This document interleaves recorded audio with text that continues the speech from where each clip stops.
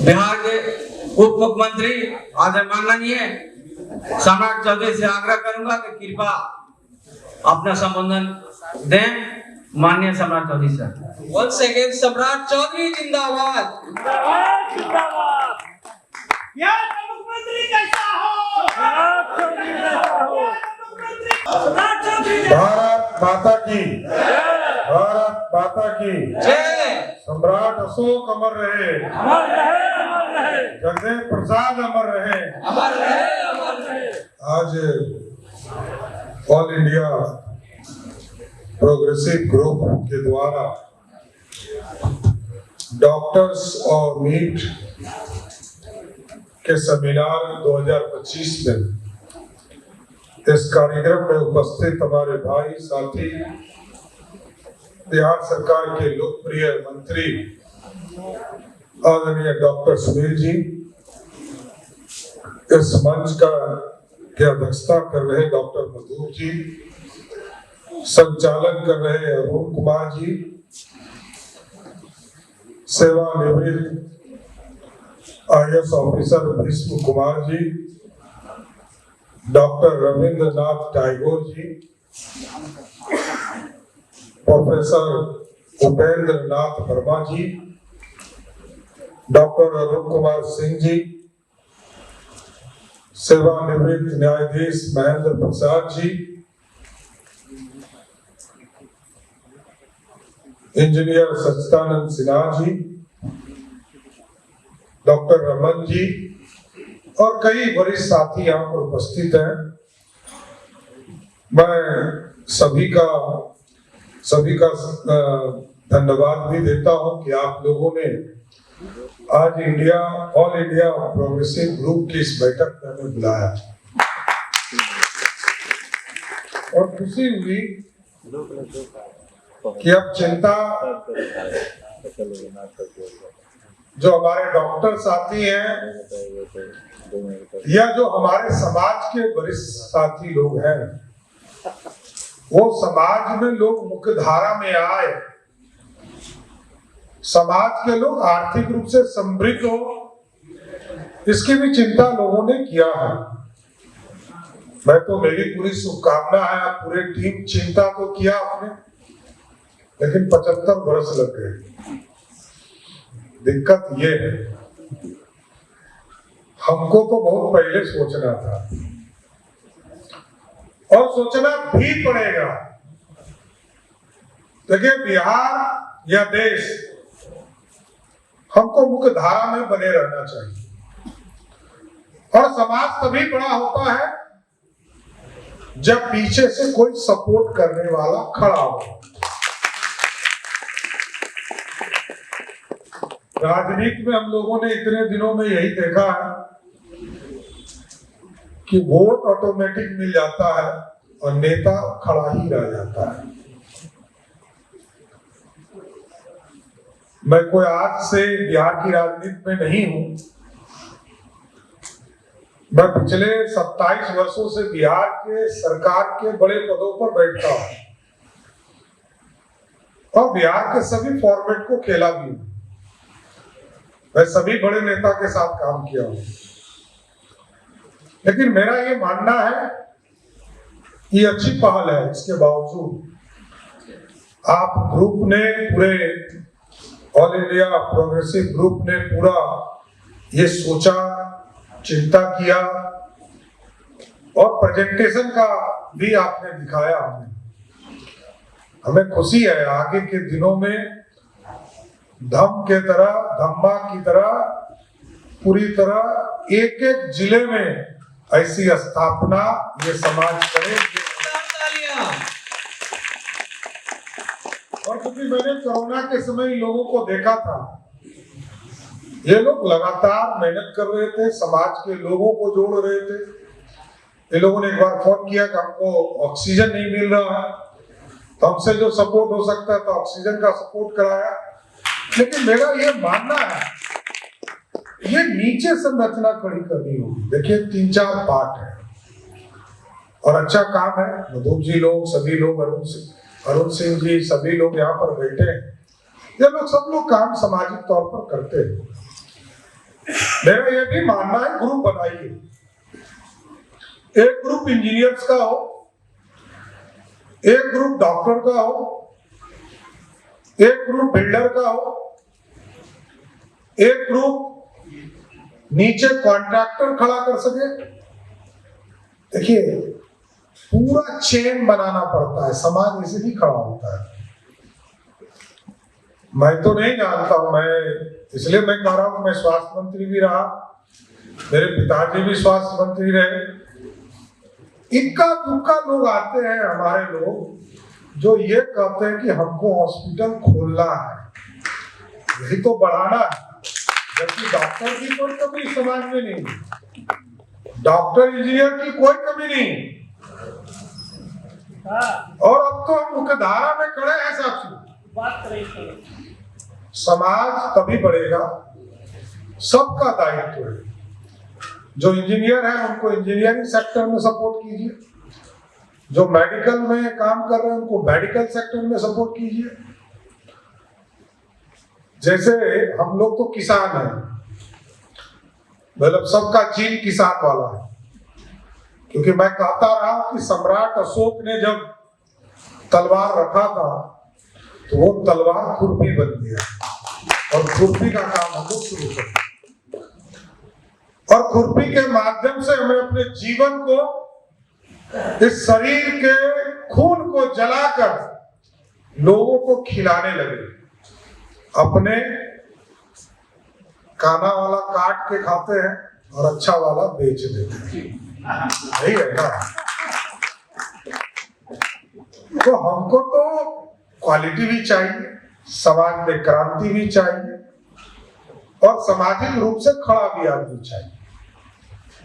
मेरा स्पष्ट मानना है कि राजा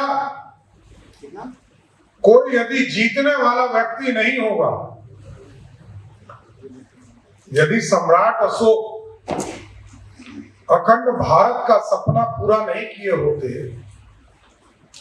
तो एक कहता है लोग की चंड अशोक, मैं तो चंड अशोक का भी समर्थक, क्योंकि जीतता नहीं तो शांति के पुजारी अशोक को कोई चिंता क्या, कोई पहचानता नहीं।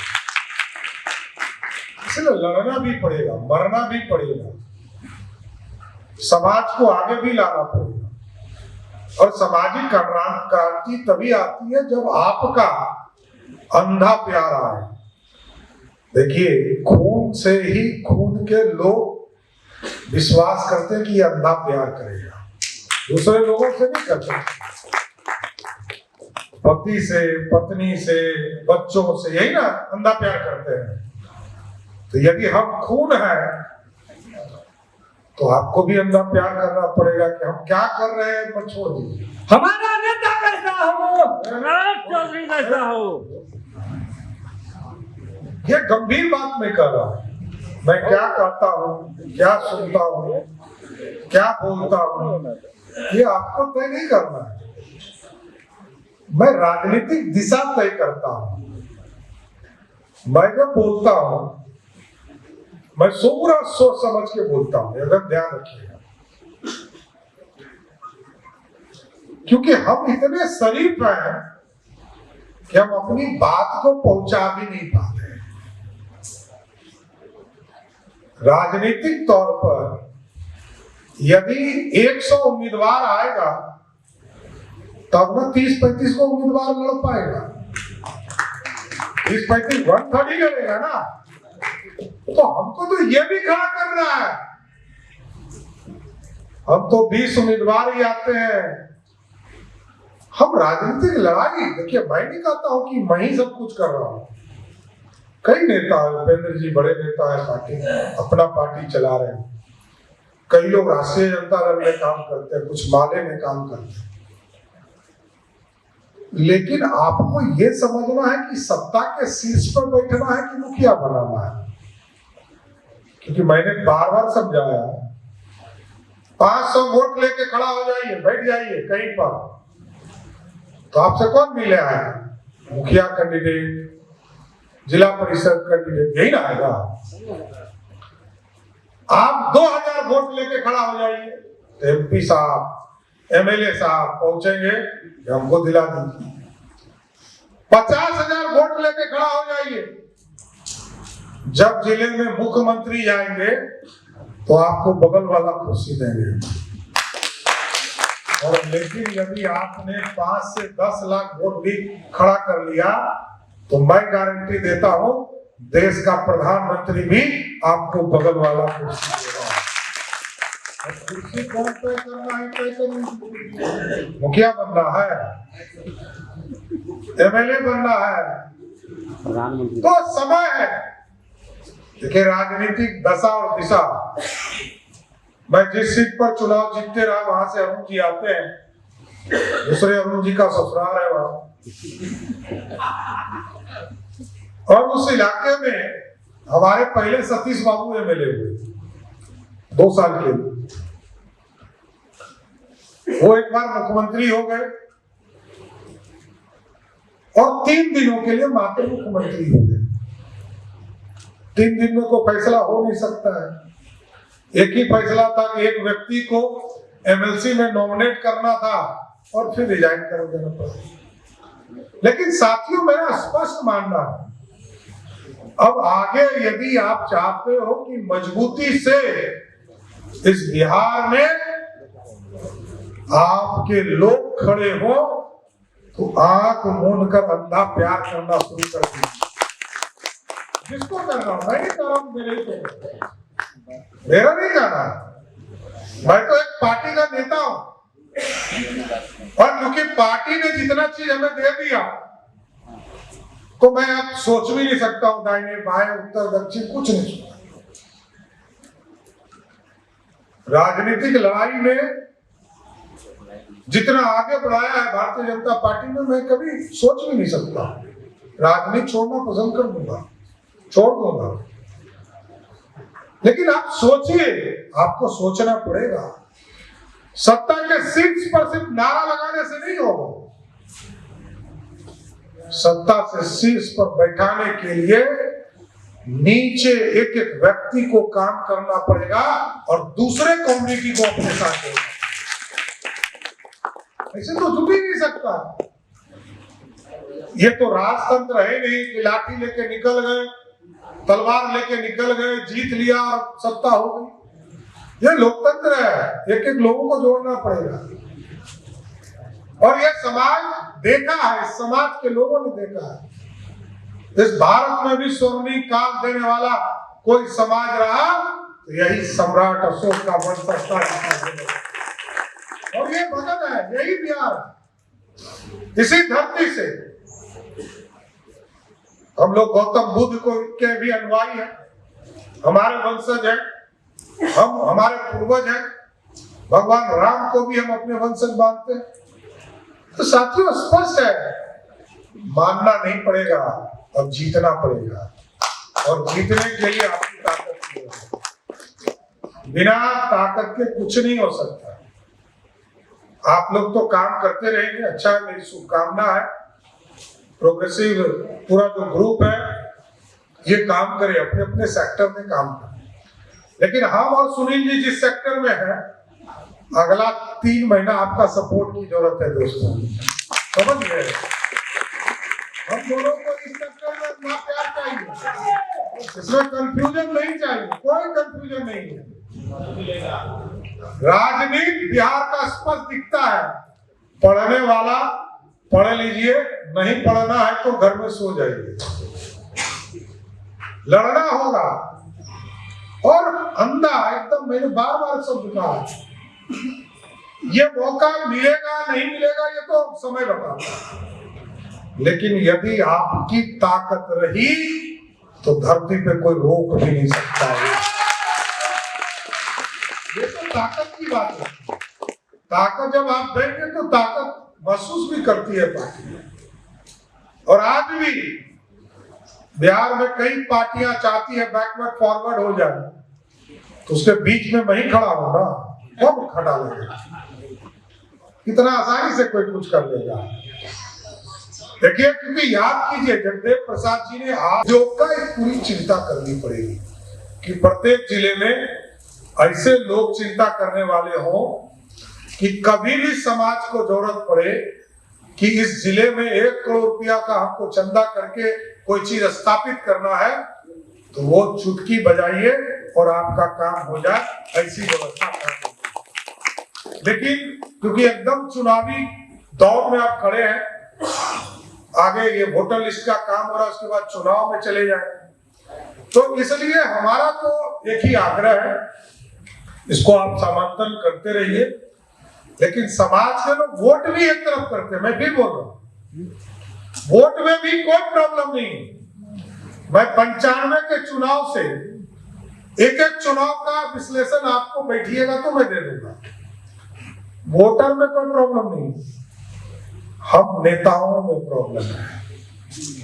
समझिए, उसकी मानसिकता को ठीक करना जरूरी। जो जिले में नेता होते हैं उनको भी नहीं पता है वोट कहां जा रहा है। जैसे मोदी जी को लोग वोट कर रहा है, ये कई लोगों को पता भी नहीं चलता है वोट कहां से आ रहा है, ये मोदी जी का चल रहा है। एक जमाने में लोग कहते थे कि लालू जी जीत निकालते हैं, तो उस दौर में तो बूथ कैप्चरिंग होता था, सब समझता है, वोट सब देता था, लेकिन वो कहते थे माइये से हम जीतते हैं, बापों को नहीं खोज रहे हैं।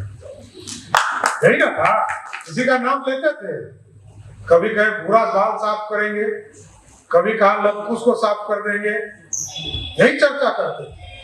लेकिन मैं वो शब्द नहीं बोल रहा हूं मैं, लेकिन मेरा ये मानना है हम अपनी ताकत को बढ़ाएं, और ये जो मकसद है प्रोग्रेसिव आपके ग्रुप का, यही मकसद भी होना चाहिए। समाज में छोटे छोटे ग्रुप को बढ़ाइए और समाज के नेताओं को भी बढ़ाइए।